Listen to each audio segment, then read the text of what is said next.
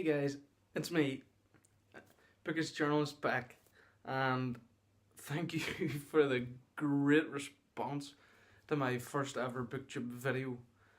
It surpassed what I thought the reaction was gonna be, so thank you dearly for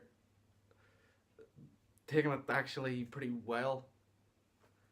So for my second video, I thought I've got a lot of books recently from a mix of Christmas and just here, there and everywhere, so I've decided maybe a book haul. Without further ado, let's get into it. So the first one is actually a book I bought recently. I'm currently reading the first book in the series, and that would be One Dark Throne by Kildare Blake. I actually do like the way in which Miss Blake does write, and I'm definitely a big fan at this point. And I admire how she sticks to this idea that each side has their own idea of what a villain is to their own significant group. So alongside that, I got a book by an Irish author by the name of Paul Carson, and that is Cold Steel, and it's a murder mystery in which a girl is found dead in a park in Dublin, and this detective is brought in to solve the crime, but it has a lot of powerful people actually panicking because the girl is the daughter of this big surgeon from America. The next book is the second book in the Divergent series, Insurgency by Veronica Roth, and I've been meaning to buy this book for a long time, and I actually came across it in a local charity shop. I got it for I think it's about £1, so it's actually a bargain.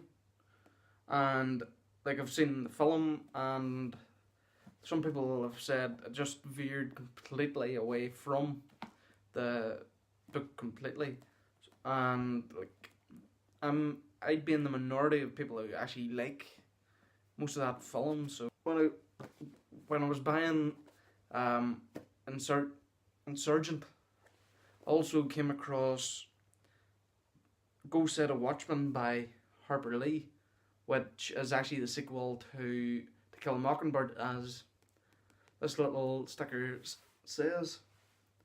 And I actually bought this for 75p.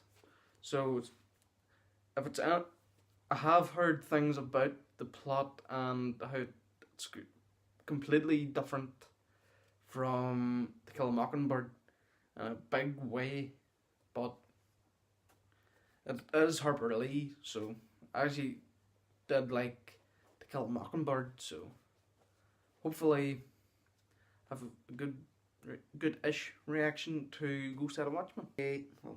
A lesser known book by the name of Seventh Son by Joseph Delaney, and I'm not aware a lot of the book series, but I have heard of the film. It was heavily advertised when I was finishing up in high school, and a lot of ones have had great things to say about the books, so hopefully it definitely lives up to their hype.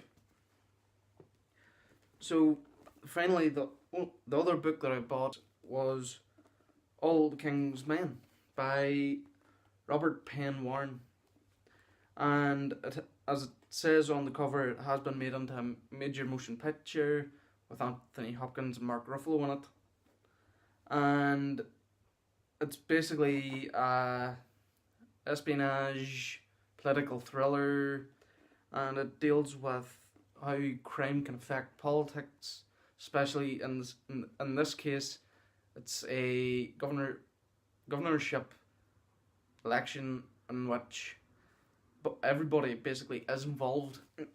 And continuing with the idea of true crime, I also got In Cold Blood by Truman Capote, because I've heard amazing things about this book, and I've never actually got around to reading it.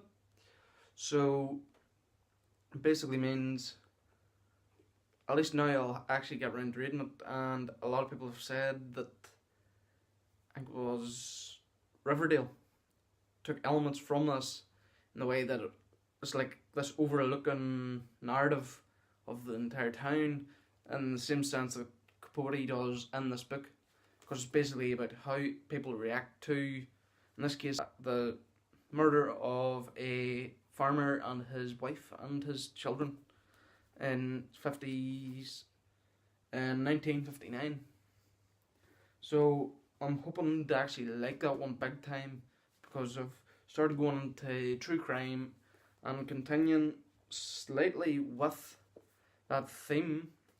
I have Betrayal by the Spotlight team of the Boston Globe, and as you can kind of tell from the playing card, I am currently reading this, and it is amazing so far, and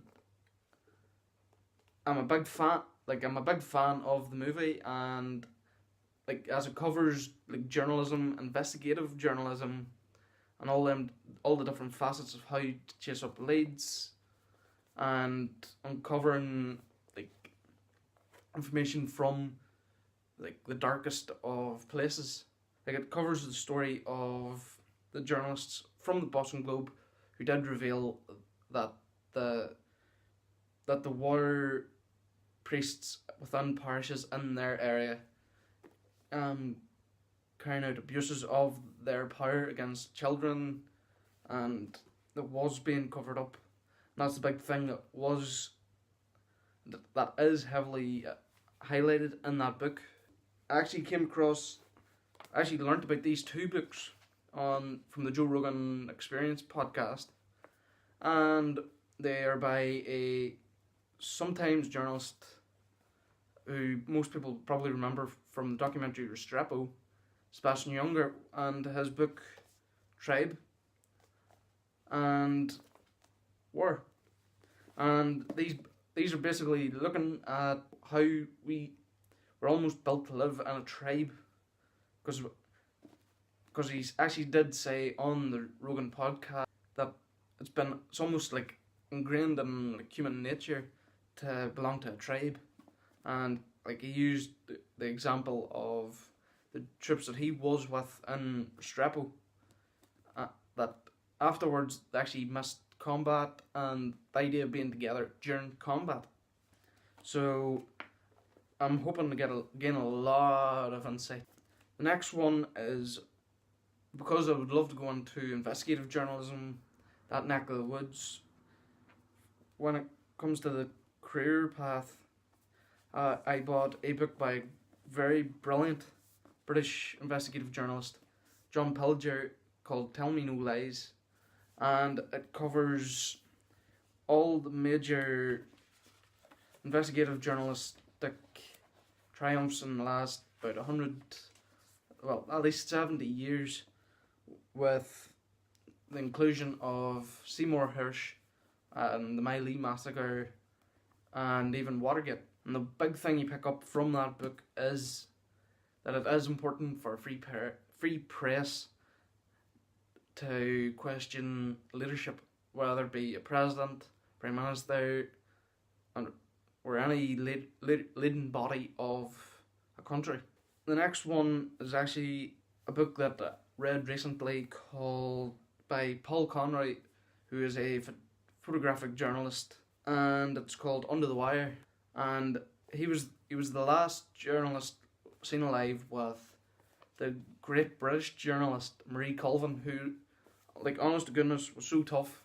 I think, as you can see in that there, she actually wore an eye patch in Syria, and a lot of people have commended her on how tough she was, because this was a time when you had ISIS and all these groups growing in Syria. She was just doing the job. You gain a lot of respect for war correspondents, especially those actually working freelance, as I think it was the James Foley documentary actually showed like a lot of freelance journalists, whether it be the photographers or just regular correspondents, actually don't get the same protection as a regular staff journalist. The final book that I got was by a local Northern Ireland journalist, Jim McDowell, or McDowell, how you want to say it, called The Good Fight. And he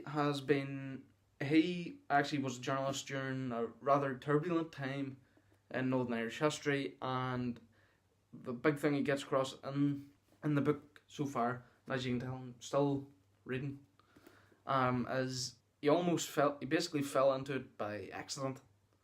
And because he knew he knew his first editor from rugby, and basically that got him into basically frontline journalism, and then he was basically first front and center during riots.